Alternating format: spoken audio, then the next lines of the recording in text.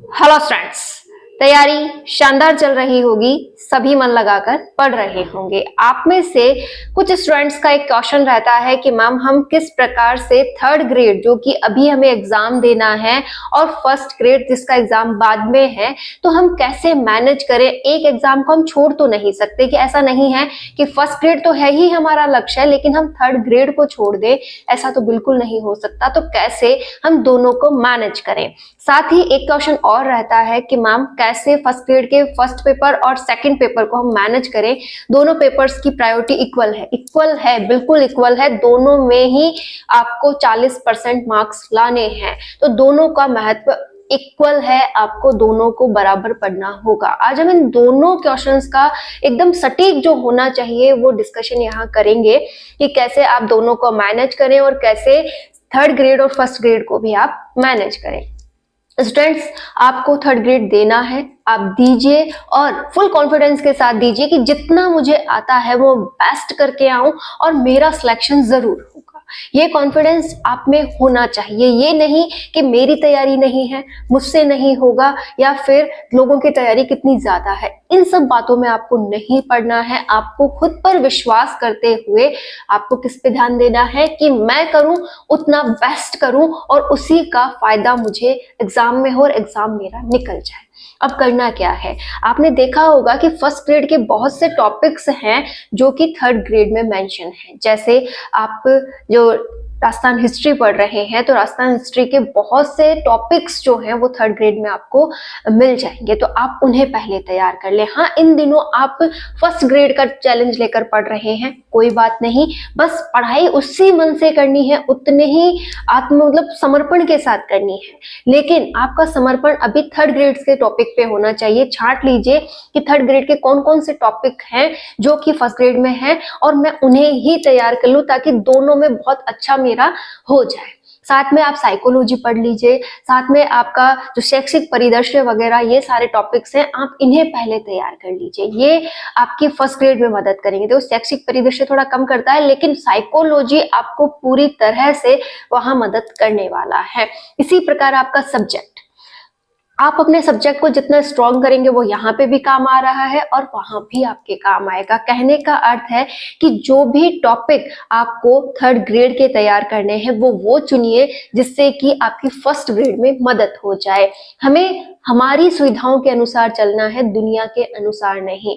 दुनिया आपसे जो कहती है उसकी परवाह मत किया करो, क्योंकि आपकी परिस्थितियां कैसी हैं वो आप जानते हो। आपको आपके अनुसार चलना चाहिए, दुनिया के हिसाब से नहीं। वो नहीं जानते आपकी परिस्थिति कैसी है, आप कैसी कंडीशन में अपनी लाइफ को जीते हैं, लेकिन उन्हें बातें करनी है, उससे आपको कोई फर्क नहीं पड़ना चाहिए। आपको केवल फर्क पड़ना चाहिए कि मैंने पूरे दिन में क्या इफेक्टिव किया और मुझे क्या इफेक्टिव करना चाहिए। आज के बाद आप मन में कोई भी गिल्टीनेस नहीं लाएंगे कि आज मुझे उसने ये कह दिया और आज ऐसा हो गया।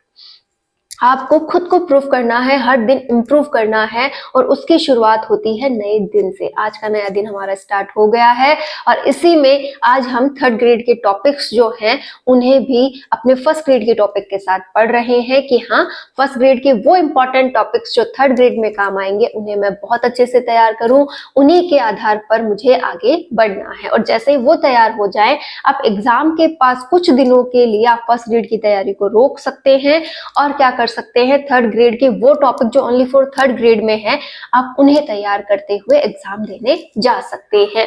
और होगा, क्यों नहीं होगा, जब हमारे मन में किसी काम के प्रति समर्पण होता है, विश्वास होता है, तो वो काम भी बहुत अच्छा होता है।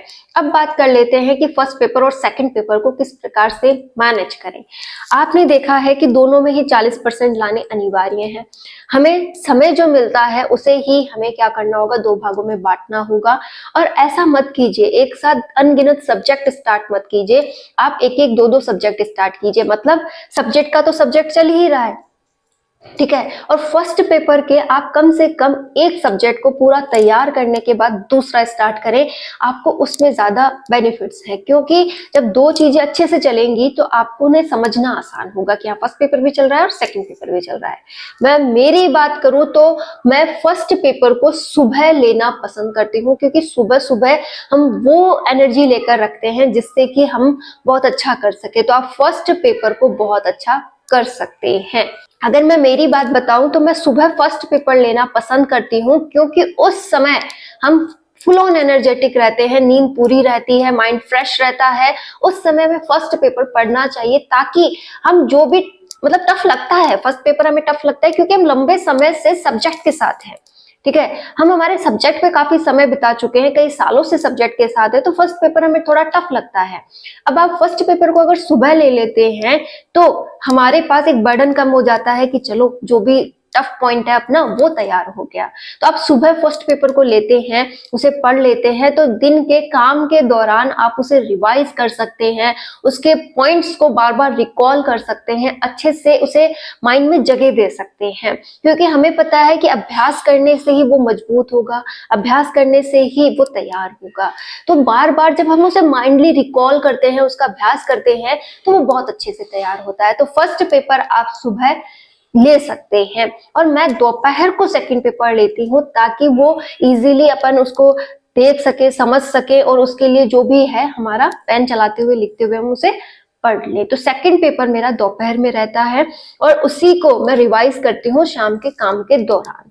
अब बचा हुआ जो रात का समय है उसमें मैं दोनों का जो भी मेरे पास रहता है कि रिकॉल कर लो, पढ़ के देख लो एक बार, और इनमें क्या ऐड करना चाहिए और कहाँ से पढ़ूं, इनके लिए कौन से पॉइंट्स हैं जो मिसिंग है, वो कौन सी क्लासेस वगैरह देखो, ये सब कुछ मेरा रात को रहता है। तो आप भी दोनों को मैनेज कर सकते हैं। हमें 7 घंटे आराम से मिल जाते हैं। अभी मैंने टाइम टेबल आपको बताया था, किस अकॉर्डिंग मैंने टाइम को मैनेज किया है। आप एक्स्ट्रा भी निकाल सकते हैं, वो आप पे डिपेंड है, लेकिन कोशिश करें कि दोनों पेपर साथ चले और दोनों में ही हमें समय देना है।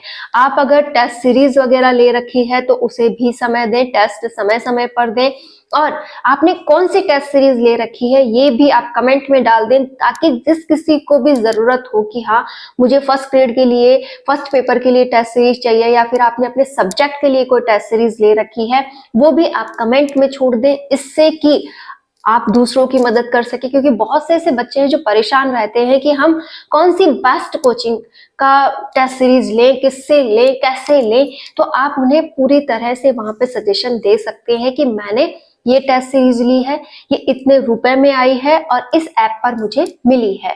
इससे क्या होगा कि बहुत से बच्चों की हेल्प हो जाएगी। तो आप अपना ये काम यहाँ जरूर मेंशन करें, अपनी कमेंट जरूर छोड़ें कि हाँ वीडियो में मुझे ये कमेंट छोड़नी है कि कौन सी टेस्ट सीरीज मैंने ली है, कितने रुपए में ली है और किस ऐप से ली है। तो आप ये जरूर मेंशन कर दें, जिस किसी को भी ये जरूरत में आएगी वो यहाँ से देख लेगा।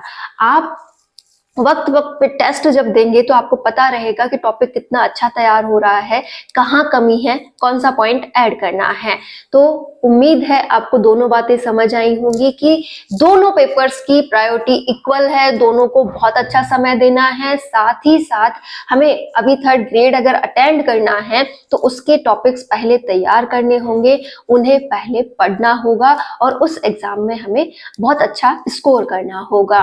तो आप थर्ड ग्रेड की तैयारी स्टार्ट कर सकते हैं, और फर्स्ट ग्रेड के टॉपिक अगर आप पहले उठा लेते हैं तो फर्स्ट ग्रेड की तैयारी में भी वो यूज आ जाएंगे। और साथ ही आप जब थर्ड ग्रेड से फ्री हो जाए तो प्रॉपरली आप किसमें लग सकते हैं, फर्स्ट ग्रेड सेकंड ग्रेड की तैयारी में लग सकते हैं।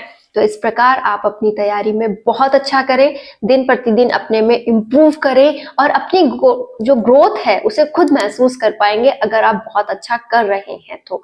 और ये चैलेंज आपको इसीलिए दिया गया है कि आप कुछ अपने अंदर नया चेंज लाएं, आप अपने आप पर वो प्रेशर दें कि हाँ मुझे कुछ बदलना है। प्रेशर ऐसा नहीं कि लाइफ को आप दुखी नजरिए से देखिए, प्रेशर ऐसा दीजिए जिससे कि बदलाव आ सके कि हाँ मुझे ये काम करने से बदलाव मिलेगा, आप में वो परिवर्तन आना चाहिए। उम्मीद है आज से आपकी लाइफ में और अच्छा सुधार आएगा। All the best.